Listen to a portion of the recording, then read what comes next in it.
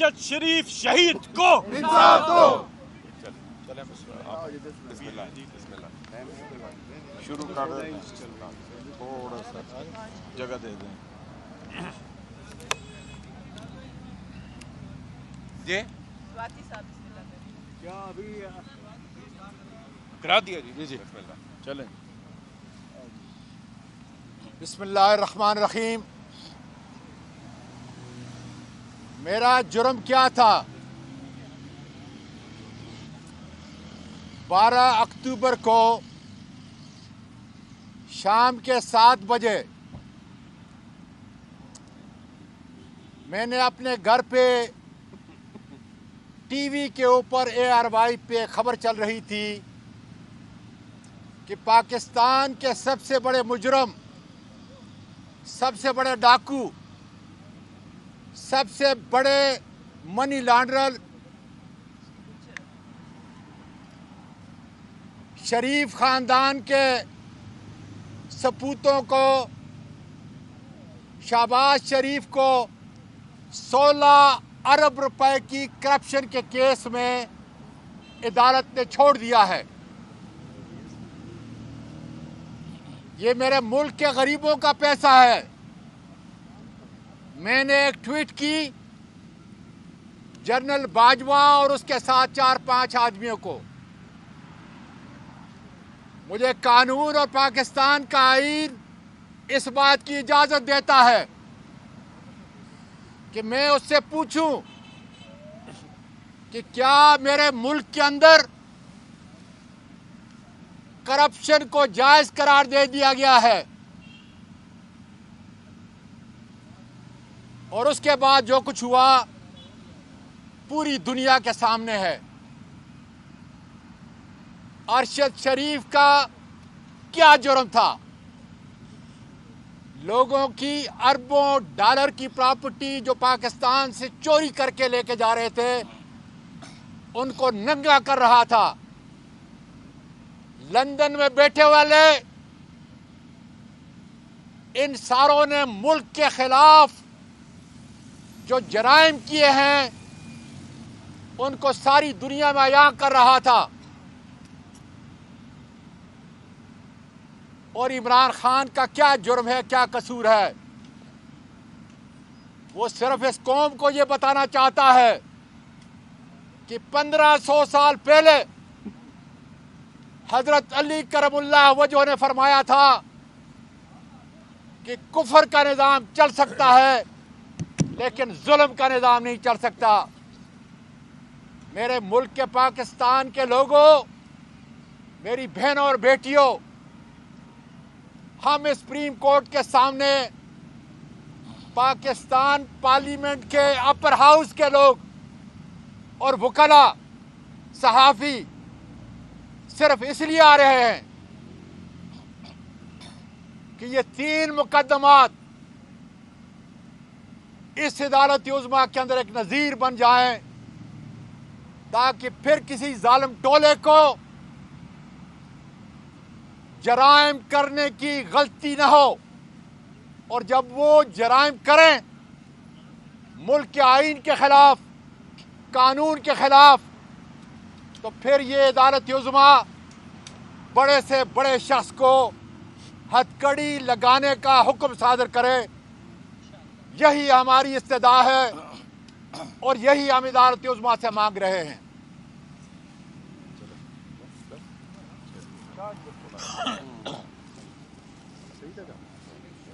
बिस्मिल्लाहिर्रहमानिर्रहीम। इस रियासत पाकिस्तान पार्लियामेंट जो सुप्रीम अदारा है और सेनेट हाउस ऑफ फेडरेशन, जिसमें फेडरेशन की आवाज़ बुलंद होती है, उसमें आज तहरीक इंसाफ के अरकान सेनेट एक मर्तबा फिर इन कौमी अमूर को लेकर इस अदालत उज़्मा के सामने खड़े हैं। और मैं आज फिर दोहराऊंगा कि ये जो 3 अमूर हैं, ये जो 3 केसेस हैं, ये 3 शख्सियात के केसेस नहीं हैं, they are matter of public importance, ये नेशनल इश्यूज हैं। एक, आदम स्वाति साहब सेनेट के मेंबर, सीनियर सिटीजन, उनके साथ जो जुल्म हुआ, उनके साथ जो ज्यादती हुई, जो ज़हनी और जिस्मानी तशद्दुद हुआ, उसके खिलाफ वो भी आवाज उठा रहे हैं और उनके साथी भी आवाज उठा रहे हैं। दूसरा, शहीद अरशद शरीफ, उनका लहू आज इंसाफ के लिए पुकार रहा है। और तीसरा, पाकिस्तान के कौमी लीडर, साबिक वजीर आजम इमरान खान पर जो एक कातिलाना हमला हुआ, उसकी जो प्लानिंग हुई, उसकी जो एग्जीक्यूशन हुई, उनकी जो FIR दर्ज नहीं हो रही, उस पर पूरी कौम आप सरापा एहतजाज है और एक ही सवाल कर रही है कि ये कानून का दोहरा मेयार क्यों है। एक तरफ जब इमरान खान एक अफसर के खिलाफ कानूनी कार्रवाई की बात करते हैं तो आनन फानन उनके ऊपर दहशतगर्दी का पर्चा हो जाता है, और दूसरी तरफ वही इमरान खान जब गोलियों से छलनी होते हैं, उनका बुनियादी हक कि वो अपनी मुद्दईयत में अपनी मर्जी के मुल्ज़मान के खिलाफ FIR दर्ज करा सकें, वो दर्ज नहीं होती है। रजीम चेंज ऑपरेशन के बाद ये पाकिस्तान वो पाकिस्तान नहीं रहा। उसकी सबसे बड़ी मिसाल आप देखें कि एक तरफ डिफॉल्ट का खतरा जो मार्च में 5% था, मार्च से आज हम नवंबर में वो 80% पर खड़ा हो गया है। ये हाल कर दिया है 93% के ऊपर। हर बदलते दिन से ये एक दिन ऊपर चला जाता है। 93%। कौन जिम्मेदार है इसका? इस मुल्क को कहां पर हमने लाकर खड़ा कर दिया है। और दूसरी तरफ कानून का मेयार आप देखें कि 1100 अरब की चोरी एक स्ट्रोक ऑफ पेन से माफ हो जाती है, केसेस अदालतों से वापस हो जाते हैं, जेलों के दरवाजे खुल जाते हैं। पूछा जाता है सबूत। तो मैं ये कहता हूं कि ये एवन फील्ड के अपार्टमेंट्स, ये सरे महल, ये स्विस अकाउंट, ये आज करप्शन के मीनारों की सूरत में खड़े हैं। ये मौजूदा दौर के अहरामे मिस्र हैं, जिनमें कौमों से लूटी हुई दौलत आज मदफून है, फिर भी आंखों पर पट्टी है, नजर कुछ नहीं आता। इमरान खान का इस कौम पर एक बड़ा एहसान था कि उन्होंने कैंसर अस्पताल बनाया था कैंसर की इलाज के लिए, मगर उनका उससे भी बड़ा एक एहसान है कि उन्होंने एज ए स्टेट्समैन उस बीमारी की तशखीस की थी जिसका इलाज के बगैर ये मुल्क, बल्कि कोई मुल्क भी आगे नहीं बढ़ सकता। और वो बीमारी थी और है करप्शन। करप्शन की बीमारी की तशखीस की थी। उस वक्त भी उनको मशवरे दिए गए कि आप करप्शन वालों पर हाथ डालेंगे तो मईशत नहीं चल सकेगी। आज सवाल होता है कि अब बताएं कि करप्शन पर हाथ डालने से मईशत नहीं चल सकती कि करप्शन वालों को घर पहुंचाने के बाद मईशत चलेगी? ये वो बड़े बड़े सवाल हैं। ये वक्त नहीं है डिटेल में जाने का, मगर मैं सिर्फ ये कहता हूं कि 26 नवंबर इन सवालों के जवाब के लिए है। 26 नवंबर इस कौम की तारीख को बदलने के लिए है। इसके बावजूद कि नहायत मायूस कुन हालात हैं इस मुल्क के, मगर अल्लाह ताला का खुसूसी इनाम है इस मुल्क के ऊपर कि उसके बावजूद एक कौमी शख्सियत, एक कौमी लीडर आज इस कौम को मैसर है। और अगर लीडर मैसर हो तो मुश्किल से मुश्किल हालात में भी वो अपनी कौम की नैया को पार पहुंचाता है। आज पूरी कौम इन भरे मैदानों में, इन सड़कों पर, हर जगह पर अपने इस लीडर के साथ है। और वक्त है कि इंसाफ हो, वक्त है कि इन हालात की नज़ाकत को समझा जाए, वक्त है कि आवाम की आवाज़ को समझा जाए, उसे नकारा खुदा समझा जाए और इलेक्शन की तरफ बढ़ें, क्योंकि अब वक्त नहीं है। अदालतें अपना काम करें, पार्लियामान के हालात आपके सामने हैं। पार्लियामान एक ऑक्शन हाउस बन चुका है और जब ऑक्शन हाउस होते हैं तो वहाँ पर इसी तरह की कानून साजी होती है जैसे हम देख चुके हैं। बहुत बहुत शुक्रिया। बिस्मिल्लाहिर्रहमानिर्रहीम। रोम जल रहा है और नीरू बंसरी बजा रहा है। पाकिस्तान एक बहरानी कैफियत से गुजर रहा है और क्राइम मिनिस्टर 2 रोज़ा सैर के दौरे के ऊपर बैरून मुल्क तशरीफ़ ले गए हैं। आपने कभी कोई इतने मुख्तसर वक्त में बैरूनी दुनिया पे जाते हुए किसी को नहीं देखा होगा। मुल्क डूब रहा है, आपके सामने बता दिया गया है कि 90-95% डिफ़ाल्ट के इम्कानात पैदा हो गए हैं। और इन लोगों की, हमारे तहरीक इंसाफ की जब वज़ीर आज़म इमरान खान थे तो 5% था, अब 95% है और ये सैर सपाटे के ऊपर निकले हुए हैं। मैं सिर्फ सवाल उठाना चाहता हूँ, हम यहाँ पर यानी 2-3 हफ्तों से रोज़ाना आ रहे हैं और सवाल उठा के चले जाते हैं कि जो इंसान का बुनियादी हक है। आज मैं एक सवाल उठाना चाहता हूँ कि अहमद नूरानी की जो स्टोरी है और यहाँ पर जो हमारे सामने आ गया है, इसके बाद भी कोई कसर बाकी रह गई है। उस स्टोरी को मिफ्ता इस्माइल के उस इंटरव्यू से और उस फिक्रे से जोड़ लें कि ये जो नैब के कानून में तरामीम है ये क्यों की गई हैं। दूसरी बात, आज ये सवाल है फिर कि एक मुजरिम पाकिस्तान का मफरूर कि जो 4 हफ्ते की छुट्टी अदालत से लेकर गया था और तीसरा साल उसे हो रहा है, वो अब दूसरी दफा लंदन से भी मफरूर हो गया है। उसने डबल फरारी का उसने एजाज हासिल कर लिया है और तस्नीम हैदर की बात का कोई जवाब देने वाला नहीं है और वो फरार होके और बच्चों को भी साथ ले गया है। और वो मशहूर है हमारे यहाँ माकूला के बच्चे तो गैर सियासी होते हैं, वो बच्चों को भी ले रहा है। और अब आप इस मुल्क के अंदर इंतज़ार कीजिए कि यहाँ पर हर तरह की जुल्म, ज़्यादती, करप्शन, बदमाशी करने के बावजूद वो पूरी दुनिया के अंदर पाकिस्तान की रुसवाई का सबब है और तमाशा लगा के बैठे हुए हैं। आखिरी सवाल उठाता हूँ, तहरीक इंसाफ 26 तारीख को इंशाअल्लाह ताला पूरा पाकिस्तान जिसमें शरीक होगा, रावलपिंडी आ रहे हैं। अरब रुपया ये कातिल स्मगलर वजीर दाखिला अरब रुपया इसने पिछले 1 महीने के अंदर इस्लामाबाद के ऊपर खर्च कर दिया है।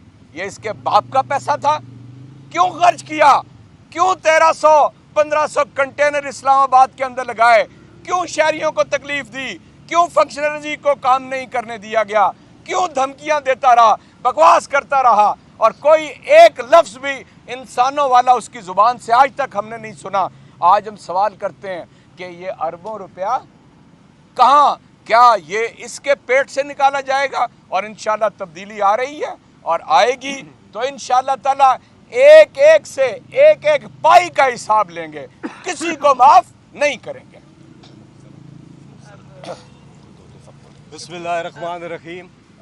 हज़ूर अक़दस हज़रत मोहम्मद मुस्तफ़ा हमारे आखिरी नबी सल्लल्लाहु अलैहि वसल्लम का इरशाद गिरामी है कि तुमसे पहले वो कौमें बर्बाद की गई, तबाह की गई, जहाँ ताकतवर के लिए अलग कानून था और कमज़ोर के लिए अलग कानून था। हमारी डिमांड क्या है?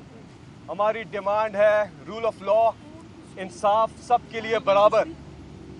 और ये डिमांड हमारी चीफ जस्टिस ऑफ पाकिस्तान आपसे है और इंसाफ के तकाजे पूरे होने चाहिए, तभी मुआशरे आगे जाएंगे। इमरान खान साहब वो लीडर हैं, जब फायरिंग हुई हम कंटेनर पे मौजूद थे और एक से ज़्यादा जगह से फायरिंग हुई और इमरान खान साहब को गोलियां लगी। वो नीचे पड़े थे और उस वक्त भी हम भी नीचे थे कंटेनर के ऊपर, सब लेट गए, इर्द गिर्द लोग थे और इमरान खान साहब को प्रोटेक्ट कर रहे थे। लेकिन इमरान खान साहब को उस वक्त अपनी फिक्र नहीं थी, इमरान खान साहब को इस कौम की फिक्र थी और अपने साथियों की फिक्र थी। इमरान खान साहब वो लीडर है जिन्होंने आज तक इस कौम को मायूस नहीं किया और ये कौम भी खराज तहसीन की मुस्तहक है कि इसने भी कभी अपने लीडर इमरान खान को मायूस नहीं किया।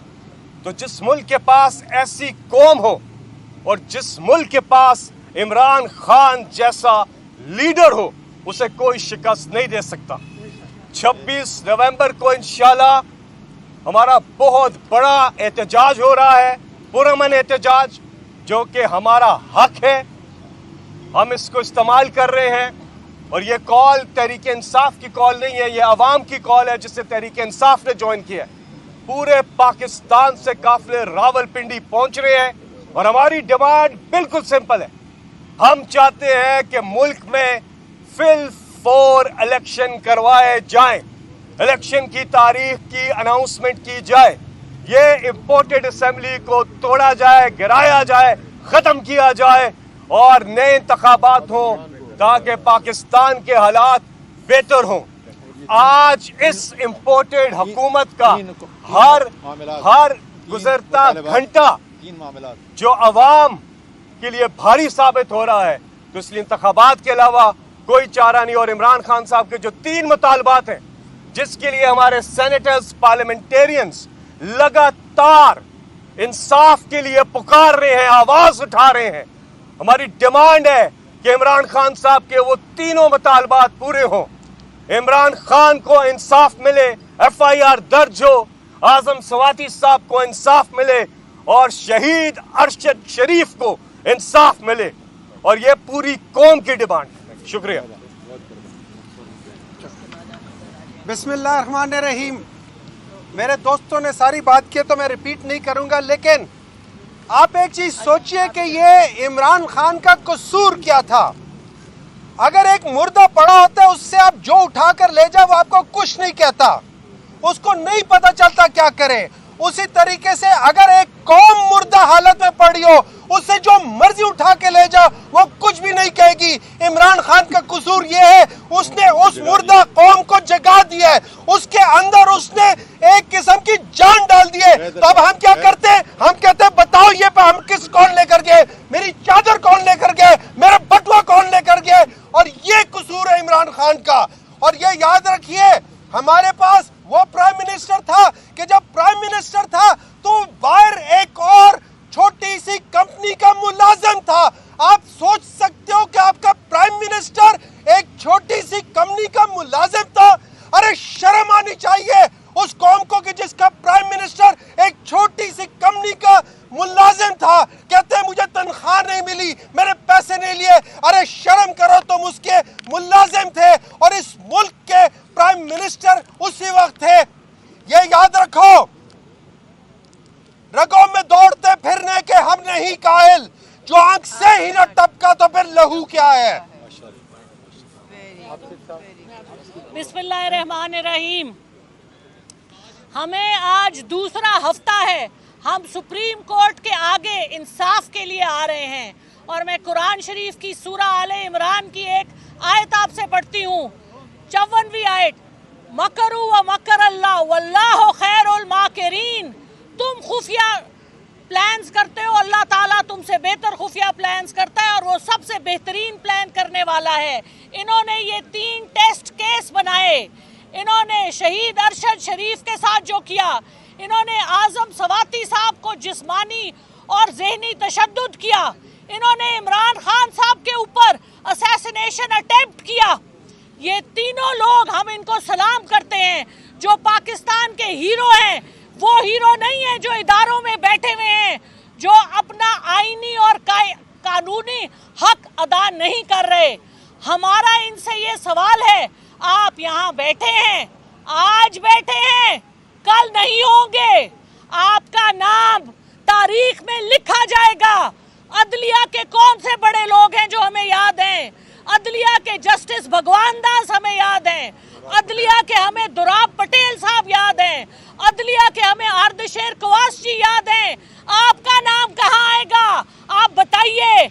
तारीख बहुत ज्यादा बेईमाना तरीके से सबके नाम बराबर कर देती है। अगर आज आप हमें इंसाफ नहीं दे रहे तो आप याद रखें, इन्नल्लाह मस्साबिरीन, अल्लाह ताला सबर वालों के साथ होता है। और हम यहाँ खड़े हैं, खड़े रहेंगे। हर दिन, हर लम्हा, हर घंटा जो गुजरता है आपके ऊपर एक कलंक है, आपके ऊपर एक निशान है। क्या उन 3 लोगों के नाम क्यों नहीं आ सकते FIR में? सबसे पहला नाम आना चाहिए अस्करी इदारे के मुलाजिम का, 20वें ग्रेड के मुलाजिम का। क्यों नहीं लेते जनरल फैसल का नाम? क्यों नहीं लेते? हमारे टैक्स पेयर के पैसे से इनके इदारे चलते हैं। पाकिस्तान के गरीब अवाम दूध तेल पे टैक्स देते हैं, उनसे इनकी तनख्वाहें जाती हैं। ये कैसे इनका नाम नहीं हम ले सकते? कैसे? वजीर आजम का तो नाम हम ले सकते हैं, इंटीरियर मिनिस्टर का नाम भी ले सकते हैं, इनका नाम क्यों नहीं ले सकते? तो चीफ जस्टिस साहब उमर अता बिन दयाल साहब इंतहाई अदब और एहतराम के साथ हम सारे पाकिस्तान के इदारों का एहतराम करते हैं, उनकी इज्जत करते हैं, अफसरों की भी इज्जत करते हैं, लेकिन आप भी इज्जत करवाएं। आप हमारे दिलों में अपनी जगह बनाएं। अवाम भूलेगी नहीं, अवाम के नुमाइंदों की जिस तरह से यहाँ पर जलीलो ख्वार किया जा रहा है, हम खड़े रहेंगे। ये अलमिया है आपका, हम नहीं छोड़ेंगे, हम खड़े रहेंगे और हमें इंसाफ हमारा रब देगा। कोई इंसान नहीं है हमें इंसाफ देने वाला, हमारा रब देगा।